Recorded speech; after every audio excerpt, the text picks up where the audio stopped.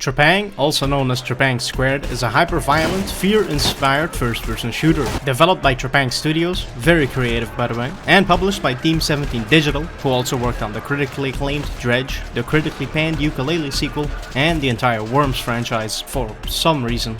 I've been waiting for this game to come out for about 4 years, ever since the demo was released in late 2019. I remember spending hours in a simple horde mode, blasting my way through dozens of enemies at a time and just getting addicted to how good the firefights felt. But that was 4 years ago, so the developers must have changed a lot about the gameplay, right?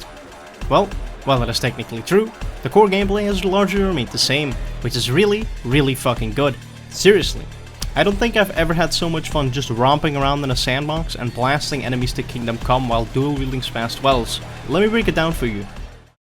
In Trepang2, you play as a genetically engineered super soldier called Subject 106, fighting against the Horizon Corporation, a giant pharmaceutical company that happens to be involved in some not so savory business on the side. I mean, when has a company with corporation in its name ever been good in any medium? You take on the Horizon Corporation largely by going to various places they own, such as data centers, research facilities, and other locations. The gameplay largely revolves around you going to these various locations in both story and side missions, whereupon you complete a list of objectives and targets. You do this by sending anywhere from 200 to 300 of Horizon's armed personnel to the afterlife at a time, by blasting the absolute hell out of them.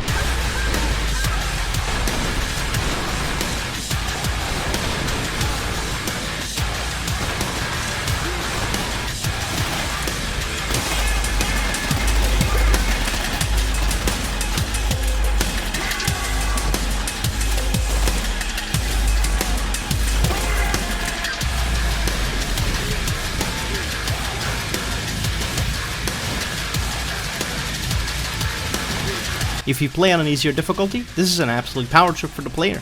And if you play on anything above hard, it's an absolute power dip. You can make a complete fool of the surprisingly competent AI with a wide variety of tools at your disposal, being able to dual wield any type of firearm, including submachine guns, shotguns, and even assault rifles. Being a genetically modified super soldier also comes with some handy gadgets, such as slowing down time to quickly killing the heads of a new group of enemies and turning invisible to get the drop on the next one.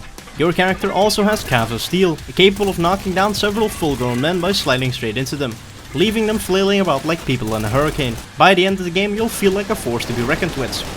You're not a person playing a simple video game, you're a cataclysmic event that's happening to the world, and there's nothing Horizon can do to stop you. This is also partly due to the excellent voice acting. Enemies will call out to each other, discussing strategies to take you down, trying to lure you into fights when you run back to heal, or calling out to fallen comrades when they hear you remove someone's head from their shoulders.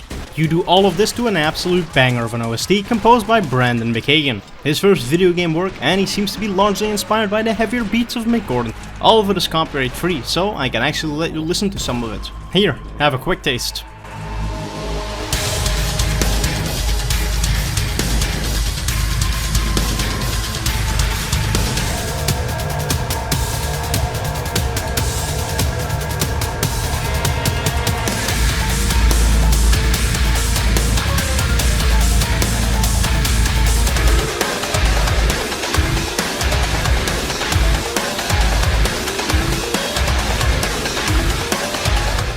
So, the story begins with you being rescued from a Horizon facility by a ninja guy. Task Force 27, the guys who are behind your rescue, tell us that Horizon is the biggest, scariest, most evil corporation around these days. So, you grab as many weapons as you can carry in your human-sized hands and set out to destroy them. There's absolutely no order to the missions in this game. You're free to approach them in the way that seems most interesting to you. So, I'll just run through some of the ones I found most entertaining. The first one is the Pandora Institute, a medical research facility where they produce all sorts of miracle cures. We're here to find a guy called Dr. Emerson and shut down the facility. However, the more you fight your way through the facility, the more disturbing intercom messages you hear, along with an equally disturbing amount of dead bodies. It doesn't take long for us to come up against a less than friendly side effect of their experiments. This absolute melting ooze of an enemy, leaking all sorts of fluids onto the ground, spewing poisonous shit wherever he goes. You know, like a redditor. Hats off to the sound designers, by the way. The audio is absolutely stomach churning.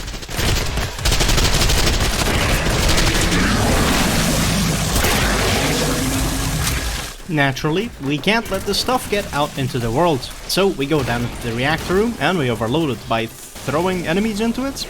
They don't question it, just listen to the music. We're then ambushed by the Mothman we encountered earlier, and take him on with our squad of operators. They are, of course, wiped out in a matter of seconds, as they are not scientifically designed super soldiers. The second is Jorvik Castle, where a British cult, better known as the Royal Family, is based. They're led by a guy called their patriarch, who keeps calling you brother, and keeps telling you to break the cycle.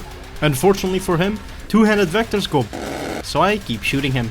And the third is Site 83, where you're sent to a Soviet facility in the middle of Siberia. The whole place is apparently abandoned, so of course it doesn't take long for things to get really creepy, with all sorts of whispers and ominous messages on the wall. This shit really took me by surprise, as I was in full fun mindless shooter mode and wasn't expecting such a sudden but effective tonal shift.